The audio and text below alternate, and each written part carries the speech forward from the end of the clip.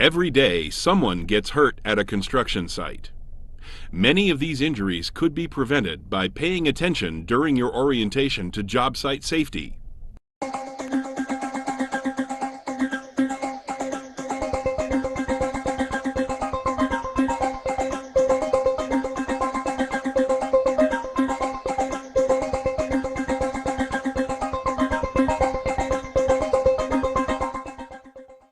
This video program is designed to help employees recognize and prevent common hazards in construction workplaces. This program is not a comprehensive training program for each topic covered, but will provide an accurate but brief overview of the various topics discussed.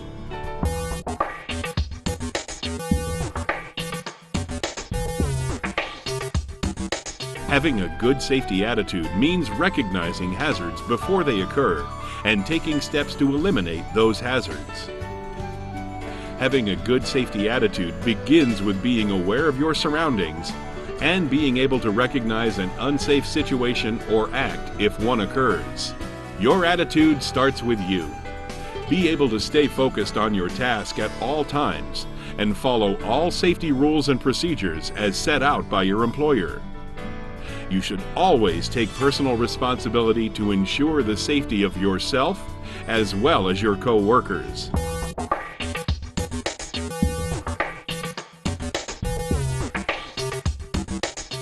Employers must have written programs in place to ensure that employees are not required to work in surroundings or under working conditions which are unsanitary, hazardous, or dangerous to their health or safety. Programs should provide for frequent and regular inspections of the job sites, materials, and equipment by a competent person.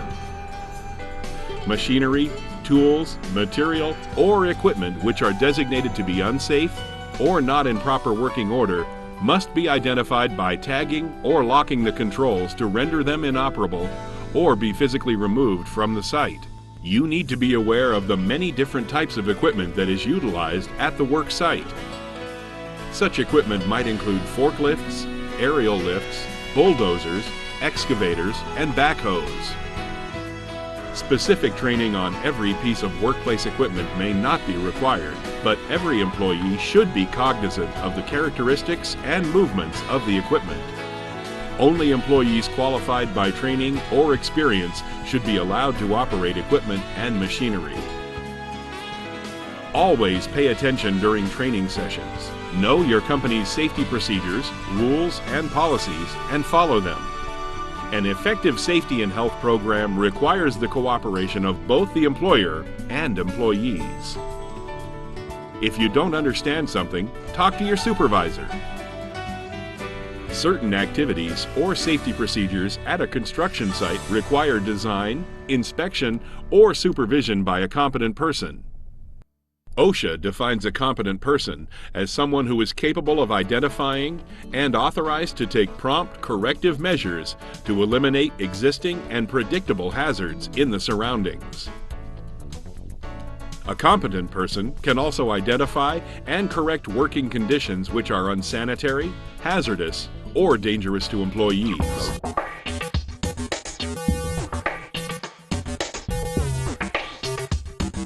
OSHA requires employers to provide employees with the proper PPE needed at no cost to the employee. It is important that PPE fits properly, provides the correct protection, is comfortable enough to perform the job, and is worn properly. It is important to properly select the PPE necessary to be protected from the job-specific hazards. If you have any questions about PPE, talk to your supervisor. Hard hats, safety glasses, and foot protection are mandatory on most construction sites. Other personal protective equipment that may be required and is job-specific is high-visibility clothing, gloves, hearing protection, fall protection harnesses, arc protection suits, respirators, face shields, lineman's rubber gloves, and metatarsal guards. You must know how to use PPE correctly. Always clean and maintain your PPE.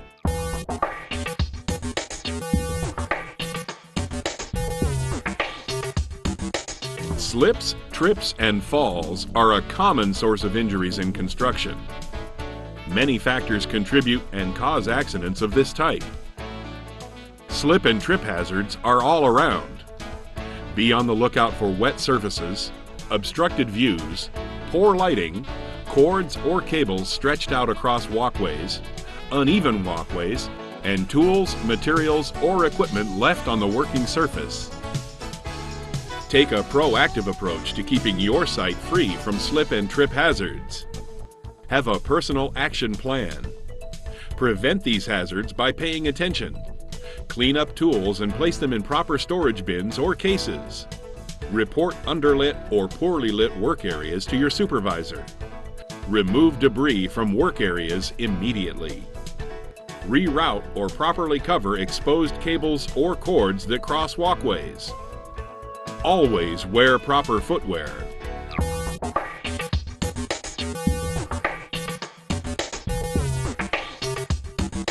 Falls are the leading cause of injuries and fatalities in the construction industry.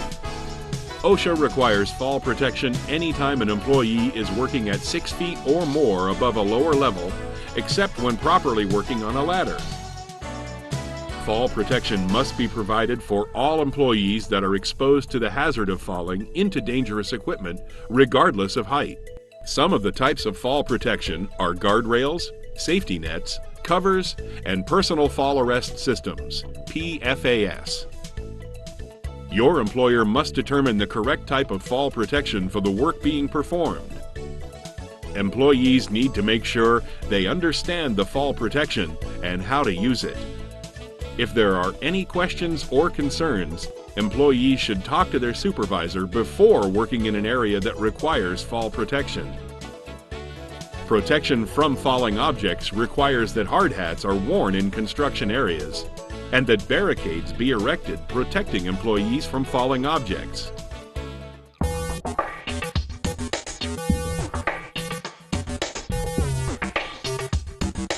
Ladders are used in many situations, and having information on the proper selection, use, and maintenance of ladders will help you keep safe. Always use ladders properly. Use only ladders meeting OSHA requirements and that are appropriate and meet the weight requirements for the work being performed. Fall protection is not required when working on a ladder. Use extreme caution and follow all safety rules to avoid an accident or injury. Never use a metal ladder on or around electricity. Always use a wood or fiberglass ladder. Check the warning label to ensure the ladder is appropriate for use around electrical hazards. Never use a wet ladder around electricity. Always inspect a ladder for damage before use. Ladders with structural defects must immediately be marked defective or tagged with Do Not Use and taken out of service until repaired by a competent person or the original manufacturer, or they should be destroyed and thrown away.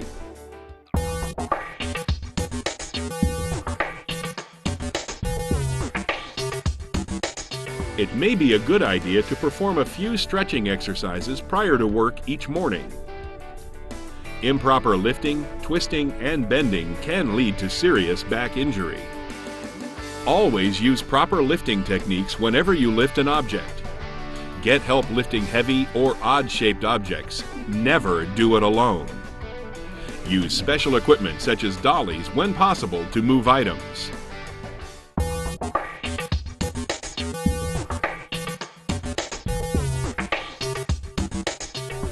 Many workers are unaware of the potential electrical hazards present in their work environment. Employers must instruct and train employees in the recognition and avoidance of unsafe conditions. In general, OSHA requires that employees not work near any part of a live electrical power circuit unless protected. A variety of possible solutions may be implemented to reduce or eliminate the risk of injury associated with electrical work. Examples of solutions include the use of insulation, guarding, grounding, electrical protective devices, and safe work practices, including locking and tagging. On construction sites, it is the employer's responsibility to provide either ground fault circuit interrupters for all 120-volt single-phase 15 and 20 ampere receptacle outlets in use and not part of the permanent wiring of the building or structure, or have a scheduled and recorded assured equipment grounding conductor program covering all cords, receptacles which are not part of the permanent wiring of the building or structure, and equipment connected by cord and plug which are available for use or used by employees. Electrical equipment noted in the Assured Equipment Grounding Conductor Program must be visually inspected for damages or defects before each day's use. Any damaged or defective equipment must not be used by the employees until repaired. Many contractors require both, and it is recommended to inspect all cords, plugs, and receptacles on a daily basis. Overhead power lines at work sites are extremely hazardous. Fatal electrocution is the main risk, but burns and falls from elevations are also hazards. Using tools and equipment that can contact power lines increases the risk of accidents. Watch for overhead power lines and always assume they are energized. Stay at least 10 feet away from power lines. Your employer will determine the type of protection best suited for the worksite and your safety. Following these rules and regulations will help reduce the number of injuries and accidents from electrical hazards.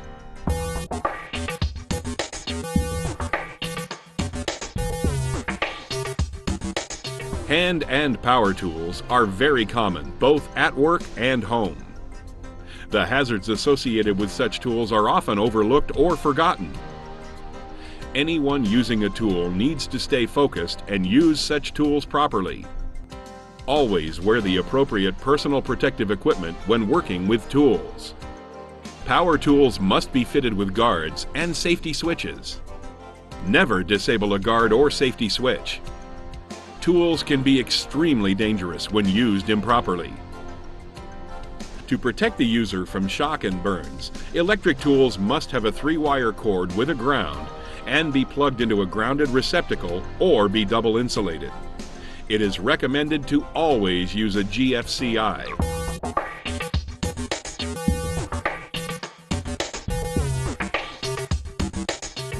Employees who work with or near chemicals need to understand the procedures necessary to protect themselves. You have a right to know about the chemicals, the dangers they present, and how to protect yourself from those dangers. Training is necessary and required by OSHA to ensure the safety of all employees. Before using any chemical, always read the label.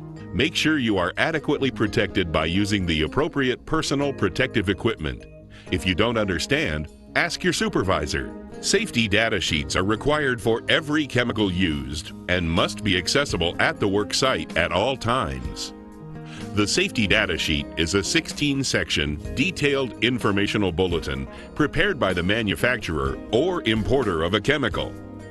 The safety data sheet provides information on the chemical, warnings, and appropriate PPE needed to work with the chemical. For consumer products such as window cleaner, toilet bowl cleaner, and dishwashing liquid, when used in the same manner and with the same duration and frequency that a normal household consumer would use them at home, employees should follow the safety guidelines printed on the container.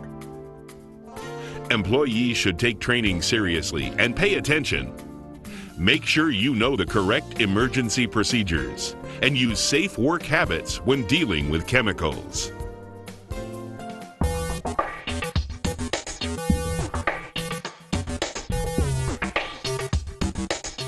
Confined or enclosed space means any space having limited means of egress and is subject to the accumulation of toxic or flammable contaminants or has an oxygen-deficient atmosphere. Examples of confined spaces are storage tanks, bins, sewers, tunnels, and excavations. Many confined spaces are covered by OSHA as a permitted confined space. The permit is issued after rigorous testing of the confined space per OSHA guidelines. Employees that are required to enter into confined or enclosed spaces must be instructed and trained about the nature of the hazards involved, the necessary precautions to be taken, and in the use of protective and emergency equipment required. Never enter into a confined or enclosed space unless properly trained and instructed by your employer.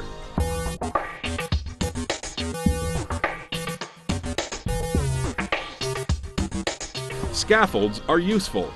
However, working with tools and building materials on the limited space of a scaffold is difficult. Without fall protection or safe access, a scaffold is hazardous. Falls from improperly constructed scaffolds can result in injuries ranging from sprains to death. Always place scaffolds on level ground. A scaffold should be inspected by a competent person on a daily basis. Construct all scaffolds according to the manufacturer's instructions. Install guardrail systems along all open sides and endings of platforms. Use appropriate fall protection for scaffolds more than 10 feet above a lower floor. Provide safe access to all scaffold platforms. Do not climb cross bracing as a means of access. Masonry scaffolds have different rules that allow an open side for bricklaying work.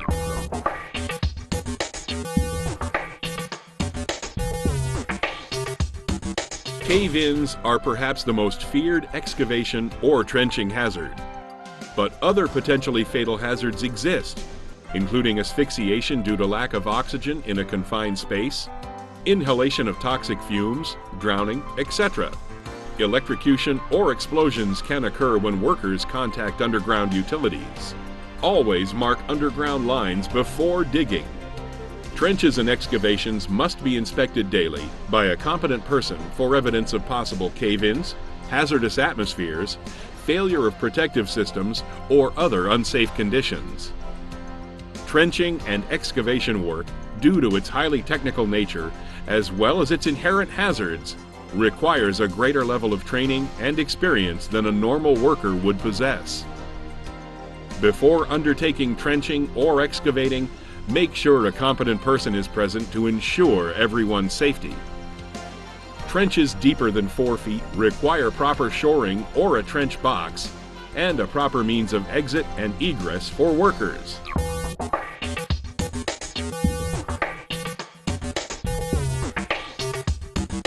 Fire hazards are all around construction sites. Employers must have a fire protection plan that is followed for the duration of the construction or demolition work. This plan must be part of your orientation. Know the location of fire extinguishers. Smoking is prohibited at many construction sites or is permitted in designated areas only. Prevention is the best defense against fire hazards. At times, you may become a fire watch to an open cutting or welder. If you are a fire watch, OSHA requires you stay in the area as a fire watch for a minimum of 30 minutes after the cutting or welding has been completed.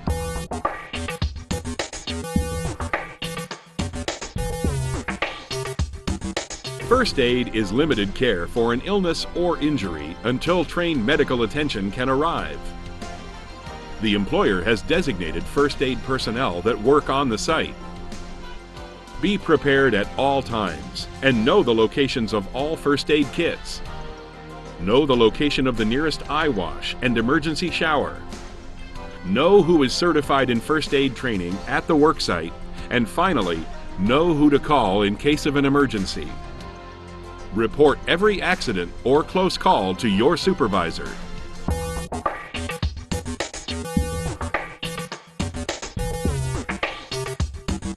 Construction sites can be dangerous. Be aware and stay aware. This program has been a brief introduction to a variety of workplace subjects. Your employer should provide in-depth safety training on these and other significant hazards in your workplace.